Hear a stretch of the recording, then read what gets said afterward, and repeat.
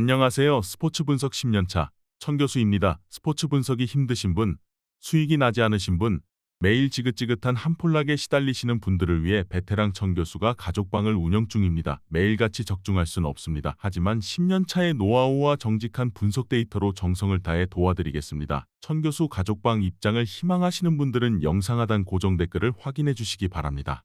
9월 28일 해외 축구 6경기 분석 시작하겠습니다. 첫 번째로 칼리아리 대 AC 밀란 경기 알아보겠습니다. 일단 칼리아리의 현재 공격진은 멸망 상태라고 봐도 무방한 상태. 시즌 초부터 라파둘라가 부상으로 계속 못 나오고 있는 상황이고 이 때문에 상당히 수비적인 포메이션이 강제되는 중. 실제로 350이나 442 두 줄 수비 등의 효용이 나름 괜찮아 대량 실점을 면하고 있기는 하지만 결국 현재 뎁스와 공격진의 퀄리티로는 밀란을 상대로 한 골을 넣는 것도 어려울 가능성이 높다. 밀란도 지난 경기에서 테오를 아끼고 경기를 잡아냈다는 점에서 긍정적인 부분이 있고 늘 난타전이 벌어졌던 베로나를 상대로 무실점을 기록하는 모습.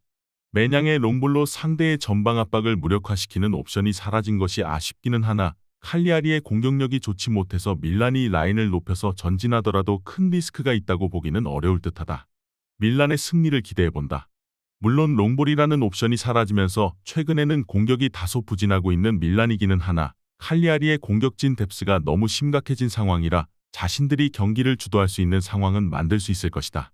칼리아리가 대량 실점을 당하는 것만 면할 뿐 별 반전을 만들 수 있을 것 같지는 않다. 이에 저희 천교수 스포츠는 AC 밀란 승을 추천합니다.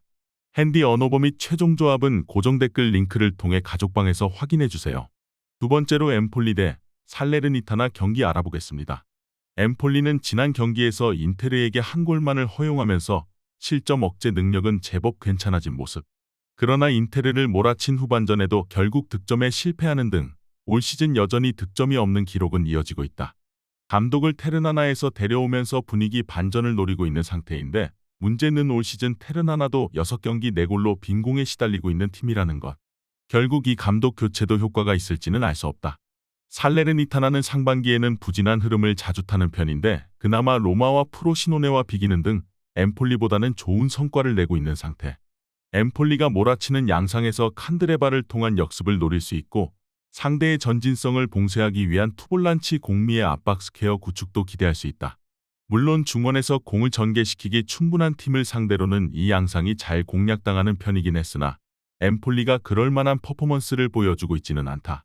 여전히 엠폴리의 공격력이 전혀 성과를 거두지 못하고 있는데 신임 감독도 전 클럽에서 공격력으로 이름난 모습을 보여주지는 못했다. 살레르니타나도 무승이라는 것을 감안해야 할 것으로 예상된다. 이번 경기 최종 조합 픽은 아래 고정 댓글 링크를 통해 오시면 가족방에서 무료로 공개합니다. 세 번째로 헬라스 베로나 대 아탈란타 경기 알아보겠습니다.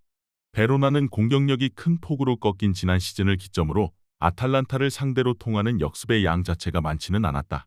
2대1로 아탈란타를 잡아내는 경우도 있었지만 상대의 자책골이 아니었더라면 승리는 어려웠을 매치. 결국 지난 아탈란타의 안정성과 몰아치는 양상을 커버하면서 실점을 줄이는 것에 집중할 수밖에 없는 상황인데 아탈란타가 공격진의 체력을 잘 유지하고 있다는 점은 감안해야 할 것이다. 아탈란타는 케텔라우와 루크먼을 70분 이전에 빼주면서 꾸준히 공격진에서의 에너지 레벨을 유지시키려고 하고 있다. 물론 핵심 미드필더 더룬과 코프메이너스의 풀타임 활약은 빡빡한 경기 일정에서 변수로 작용할 수 있겠지만 일단 베로나의 공격력을 견딜만하다고 생각한다면 미란추크나 파샬리치도 충분히 공격적인 면에서는 제 몫을 해줄 수 있을 것이다. 아탈란타의 승리를 기대해본다. 일단 베로나가 공격력이 꺾인 이후에는 아탈란타를 상대로 역습에서도 크게 두각을 드러내는 양상은 아니다.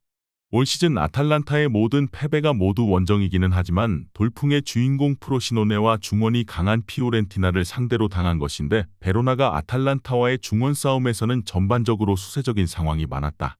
이에 저희 천교수 스포츠는 아탈란타 승을 추천합니다. 핸디 언어버 및 최종 조합은 고정 댓글 링크를 통해 가족방에서 확인해주세요. 영상 잘 보셨나요? 나머지 경기들 보시기 전에 천교수 스포츠 조합 픽 받는 법 알려드리겠습니다. 앞서 말씀드렸다시피 핸디 언어버 최종 조합 픽은 가족방에서 매일 최신으로 공유 중입니다. 가족방 입장 원하시는 분들은 영상 하단 고정 댓글 확인해주세요. 나머지 영상도 재밌게 시청해주시고 유익한 정보 얻어가시기 바랍니다. 네 번째로 빌바오 대 헤타페 경기 알아보겠습니다. 빌바오는 올 시즌에는 빌바오의 발목을 꽤 자주 잡았던 수비적인 운영의 팀을 잘 잡아내는 모습을 보여주는 빈도가 상당히 늘었다. 헤타페의 442도 중앙을 컴팩트하게 막아서는 데 집중하고 있지 측면에는 공간을 제법 주는 양상이라 측면이 상당히 강력한 빌바오를 막아서기에는 부적합하다는 것이 중론. 이냐키의 폼이 좋은 상황이라 니코의 공백이 당장은 느껴지고 있지는 않다. 헤타페 입장에서는 지난 경기 소시에다드에게 내구를 허용했다는 것 자체가 부담스러울 가능성이 높을 것. 상대가 에이스 쿠보를 측면에 배치하자 자신들의 좌측에서 수비가 꽤 무너지는 모습. 빌바오가 최근에는 에이스 이냐키를 우측에 배치하는 모습을 보여주고 있고 헤타페도 제법 동적이고 기동력이 좋은 팀을 상대로 약했다는 점을 생각한다면 헤타페가 상대를 잘못 만났다는 생각마저 든다. 일단 원정에서 헤타페가 동적인 팀에게 약했고 지난 경기에서 측면을 파는 상대를 만나 수비가 급격하게 무너졌다는 점을 생각해야 할 것이다. 헤타페의 수비 포메이션이 중앙을 억제하는 것에는 효과를 보이지만 측면에서는 공간을 내줄 수밖에 없다는 것도 부담일 것이다. 이번 경기 최종 조합픽은 아래 고정 댓글 링크를 통해 오시면 가족방에서 무료로 공개합니다. 5번째로 비아레알 대 지로나 경기 알아보겠습니다. 비아레알은 지난 경기에서는 라요가 점유율을 내주는 바람의 압박을 이겨내는 능력이 취약한 파레오가 그나마 버티는 모습이었는데 지로나를 상대로도 위험성이 큰 것은 사실. 지로나는 오히려 상대에게 점유율을 빼앗아 오는 것을 즐기는 편이라 전방의 인원을 몰빵하다시피 하기 때문 역습 성향으로 운영하는 데 능했던 과거에는 이를 잘 공략하는 모습을 보여주기도 했지만 올 시즌 비아레알은 철저한 지공 스쿼드로 운영해야 한다.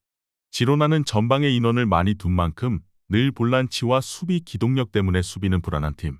하지만 그만큼 공격력은 매우 뛰어난 팀이라는 판단을 할 수 있고 실제로도 다득점, 다실점 양상으로 운영하는 경우가 많은 편이다. 일단 비아레알의 빌드업을 막고 턴오버를 유발하기 위해 파레오를 세게 압박할 가능성이 높을 것. 이 경우에는 상대 수비진의 노장 알비올이 수비 상황에서 큰 부하를 느끼게 될 가능성도 상당하다. 지로나의 승리도 기대해 볼 수 있을 듯하다. 지로나가 상당히 공세적으로 나오는 편인데 비아레알이 에메리 체제의 역습 성향의 팀이라면 이를 잘 공략하는 양상도 잘 보여줄 수 있겠지만 올 시즌 비아레알은 철저하게 중원을 거치는 지공 양상의 팀이다. 지로나의 강한 압박에 탈압박이 약한 파레오가 흔들리면 비아레알의 공격과 수비 모두 불안해질 것으로 예상된다. 이에 저희 청교수 스포츠는 지로나 승을 추천합니다. 핸디 언어버 및 최종 조합은 고정 댓글 링크를 통해 가족방에서 확인해주세요. 마지막으로 레알 마드리드 대 라스팔마스 경기 알아보겠습니다. 레알 마드리드는 지난 경기에서는 두 노장 선수들 위주로 중원을 짰다가 상대의 동적인 움직임에 말리고 말았다. 대신 라스팔마스는 지난 경기 상대인 아틀레티코에 비해서는 동적인 면이 상당히 적은 편. 그나마 마지막으로 만났을 때는 BBC 라인이 건재했던 때라 만나기만 하면 다득점을 기록하던 때의 상황과는 공격진 구성이 매우 다르나 일단 정적인 상대의 스타일 덕에 지난 경기처럼 비슷한 상황에서 세골을 허용하는 양상은 적어질 수 있을 것이다. 라스팔마스는 지리적인 약점 때문에 매 원정 경기가 약점인 팀이다. 물론 원정에서도 상당히 실점을 잘 억제하는 편으로 레알을 만났을 때에는 중원 장악을 고집하지 않고 500도 쓰는 등 나름대로 실리적으로 움직이는 편이다. 물론 공격력이 중원의 장악력 대비 매우 약하다는 점 때문에 어찌 보면 울며 겨자먹기 격으로 사용하는 선택이라고 봐도 무방할 듯하다. 정적인 상대 덕분에 지난 경기처럼 중앙에서의 에너지 레벨 저하에 시달릴 염려는 없고 라스팔마스를 상대로 꽤 강했던 편이다. 물론 라스팔마스가 상당히 실점을 잘 억제하는 편이기도 하고 라스팔마스를 마지막으로 만났을 때의 레알 공격진 BBC와 현재 레알의 공격 라인업 무게감은 상당히 다르다는 점은 감안해야 할 것이다. 이번 경기 최종 조합픽은 아래 고정 댓글 링크를 통해 오시면 가족방에서 무료로 공개합니다.